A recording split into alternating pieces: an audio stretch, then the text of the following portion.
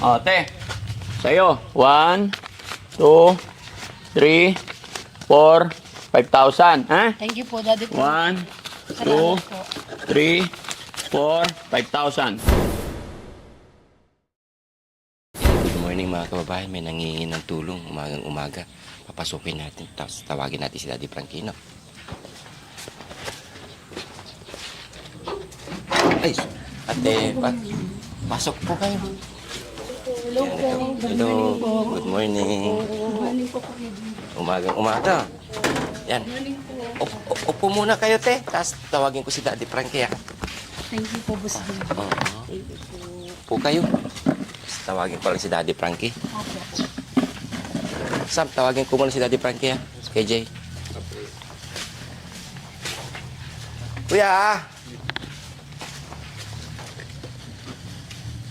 Mataas, tinitip. Yan, may bisita. Tawag. May mga nangingi ng tulong.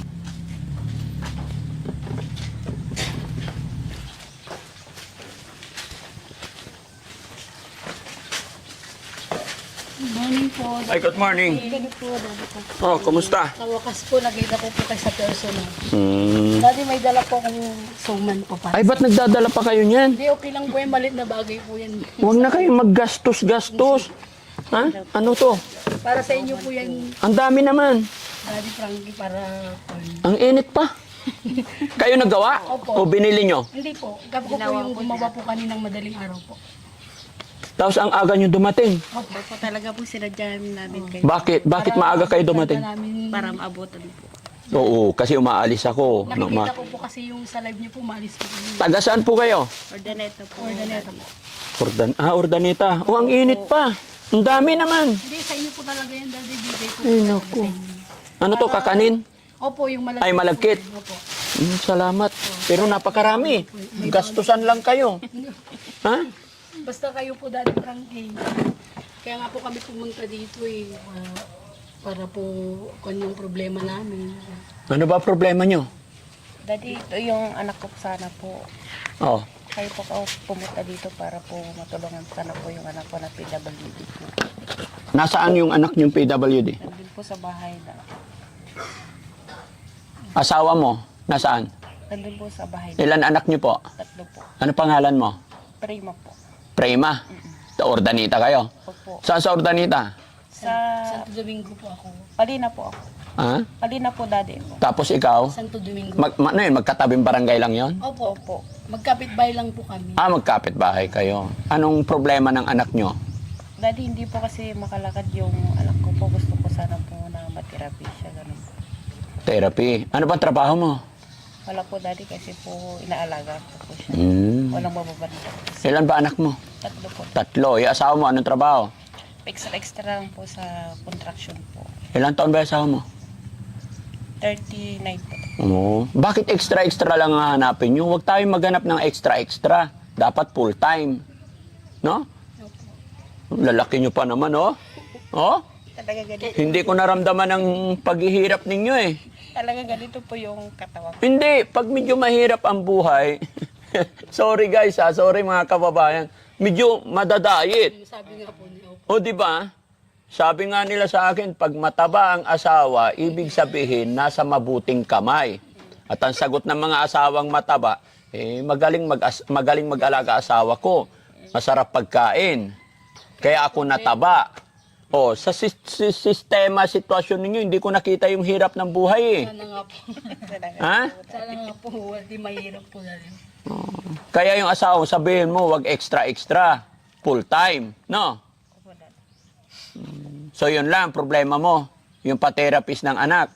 Hindi nakalakad. Hindi po nakalakad. Sino ba yung nagsabi na ano? Kasi nagsabi yung yaya, Daddy Frankie, may tao dyan sa labas, hingi daw ng wheelchair. Sino hingi? Siya po, Ako yung, po hindi yung- po kasi nakakalakad yung anak niya. Kaya kailangan ng wheelchair. Sana po mapuntahan niyo din po sa bahay po. Gusto mong makita. Sige, sige. Kukunin lang namin yung eksaktong address. Papasyalan namin. Ilang taon ba yung anak mo? 14 po. 14. Babae, lalaki? Babae po. Dalaga na. Opo. So nakahiga lang. Makaupo naman po, Daddy, siya pero hindi rin po makalakad. Ano yun, since birth? Hindi naman. Hindi po nahulog po kasi siya nung bata po siya. So ilang taon na siyang hindi nakakalakad? Nung nahulog po siya, 3 months po siya po nahulog. 3 months old pa lang? Oo, 3 months pa lang po. So mula noon, Mm-mm. ano yun, sa paa na ka-problema o balakang o ano, saan? Sa paa niya po, hindi niya mailit. Pero nakakagapang naman. Opo. Okay. Kawawa naman. Opo. Babae pa naman. Gusto niya pong mag-aral pero wala po namang. Hindi nakapag-aral kahit grade 1? Nung po, pinasok ko po sa paaralan po ng daycare po siya. Oo. So hanggang saan ang naabot niya? Daycare. Daycare lang. Kawawa naman. Dapat, kung sa paa lang, dapat pinagtiyagaan ninyo kahit papaano. Basta importante, tanggap naman natin yung problema, sakit. Pero importante yung matuto sila magbasa, magsulat. At least, alam nila. No? Sayang. Supportin na siya ngayon. Opo. Opo. Normal naman magsalita yata eh. Hindi po normal yung pagsasalita. Hindi rin. Pero yung isip, normal naman. Hindi rin. So, ibig sabihin, hindi sa pagkalaglag lang siguro. Sige po. Inborn talaga na may problema siya. Nung nalaglag po siya kasi, daddy, tumas po yung niya, yung lagnat niya po. Nagsulag po siya. Okay. Tapos, tinakbo po namin sa San Carlos, Bulingit po. Oo. Tapos, nung nakita po yung mga doktor, sabi nila, wala na daw siyang po. Wala nang? Sabi nila, patay na po siya. Oo. Kasi nagganito yung mga doktor eh. Oo. Parang binigyan siya ng second chance po na niya. Parang yung life niya, bigay ni God. Opo.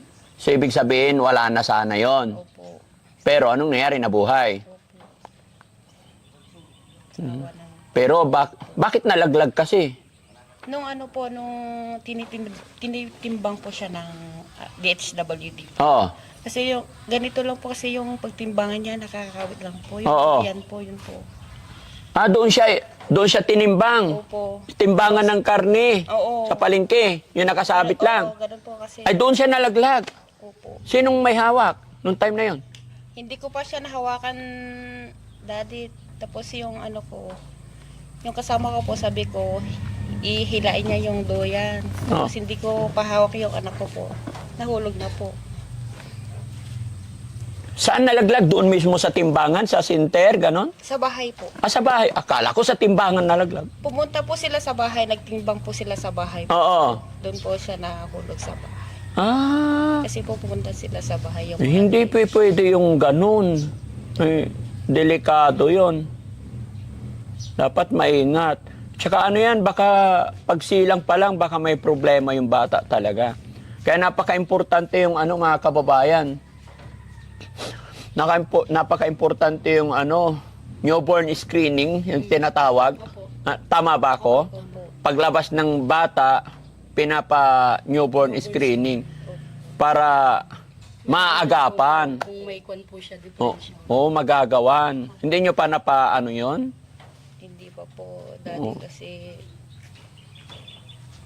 Sa newborn screening, doon malalaman kung anong status ng baby. So baby pa lang, alam na ng magulang dapat para magawa ng paraan. Kagaya nito, hindi mo alam kung saan nagsimula. Tapos nalaglag. Yung pala, base sa kwento mo, kasi kung laglag lang, pilay lang or what. Di ba? Pero okay. Si nanay naman, ang pangalan ni nanay? Kwan po, Loretta po. Loretta T. Oronan po. Tapos ano naman ang problema ang ilalapit mo kay Daddy Frankie? Kwan lang naman, Daddy Frankie, yung sa anak ko, sana po yung kwan po, yung single mom po kasi ako. Nagtitinda po ako ng mga Ganito? po. Okay. Tapos yung anak ko po sana, ko Daddy Frankie, kasi late registration pa grade 10 po na po siya. Kailangan po niya yun, malapit na pong mag-grade 11. Ilan ba anak nyo? Kwan po, 4 po. 4. 4. Bakit asan na asawa nyo? Namatay na po. Okay. Sorry. Yung bata pa lang po sila namatay na. Ilang taon na ba ang bunso? Tuwan na po yung bunso ko, 15 po. 15 years old. Yung bunso. Panganay, Yung panganay ko po, 22. wala pang may asawa sa anak mo. Mayroon na po yung panganay po. Oo. Magang nag-asawa po. Ay, pangalawa.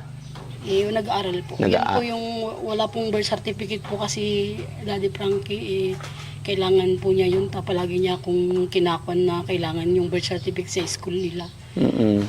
Wala naman akong sapat na pera. At least may trabaho, Opo, nagtitinda. may negosyo.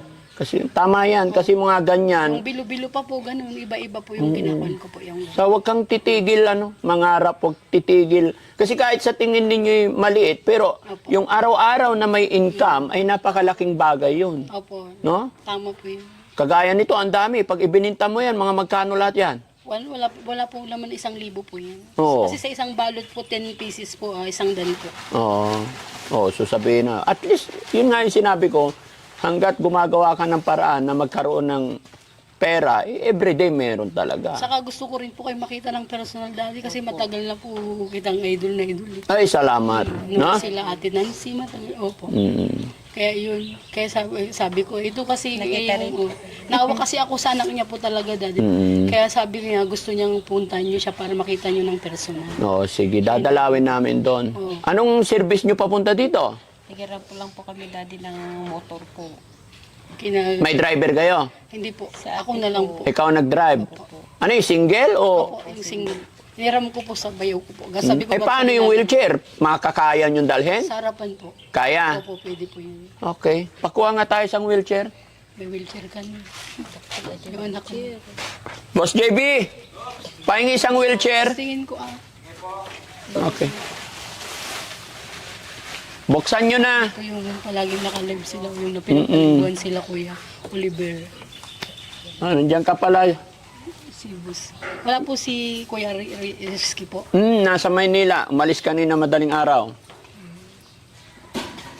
So yun mga kababayan, mga kabarangay, no? Aga-aga. Pasensya na po kayo mga kababayan, hindi pa ito, nagkakape pa lang, hindi pa nakaligo ang inyong lingkod. Maya-maya pa, pero dumating sila nanay na from Ordanita at itong problema nila. Sige lang po, sige lang, good morning. Anak nila na nangangailangan ng wheelchair, tsaka si nanay daw na yon. Anak din niya na walang birth certificate. Opo. No?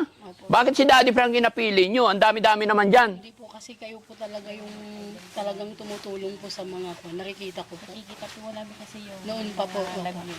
Oo. Oh, pati yung mga ita po yun. Yung pinakain niyo po sa Jollibee po.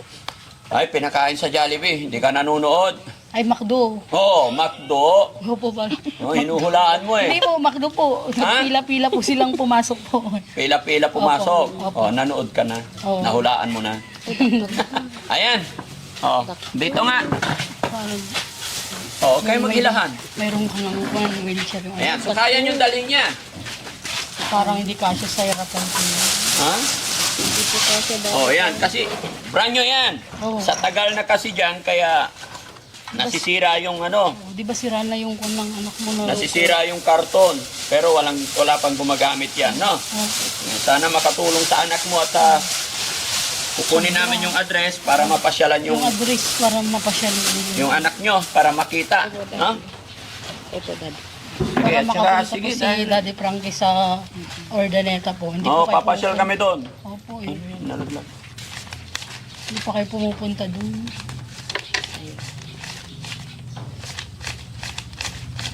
O, te. Sa'yo. 1, 2, 3, 4, 5,000. Ha? Thank you po, Daddy Frankie.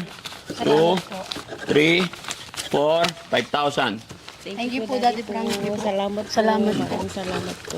Sobrang blessing na po to sa amin. Ay, very good. Sana makatulong. Opo, Daddy Frankie. Pasensya na kayo. At syempre, salamat din dito sa kakanin. Maliit lang po yan, basta kayo po, Daddy Frankie. Wow. Ay, hindi Appreciate ko lang po man. alam kung gusto nyo po yan. Ay, siyempre, ano ba kayo? Tao lang din ako kagaya nyo. Mahirap lang din ako. Kaya kung ano kinakain nyo, ganun din kinakain ko. Walang pagkakaiba. Pare-parehas lang tayo. Opo. Kaya lang, siyempre, mga kababayan, sa hirap ng buhay, siyempre, masaya ako na may natatanggap, pero hanggat maaari, wag na. Yun. Kasi kawawa kayo eh. Instead na kainin nyo na lang or para sa mga anak nyo na lang. Kasi pag gusto ko rin talaga kumain, magpapagawa ako or bibili kami, okay na. Kasi ang iniisip ko sa inyo, kumbaga, si Daddy Frankie kasi, mamimigay ako, ayaw ko, hanggat maaari, ayaw ko yung may kapalit or what. Although, nakakataba ng puso, syempre, yung mga ganyan bagay. Ang inaano ko lang, instead na pumunta kayo dito para matulungan ko, is kayo pa yung, paano kung hindi nyo ako nadatnan, kagaya niyan.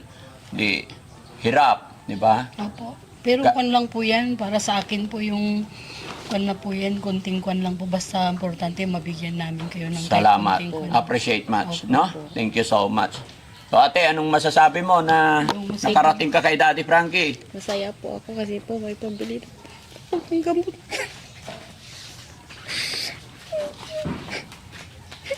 Tapos may withdraw na po siya. Oo. No?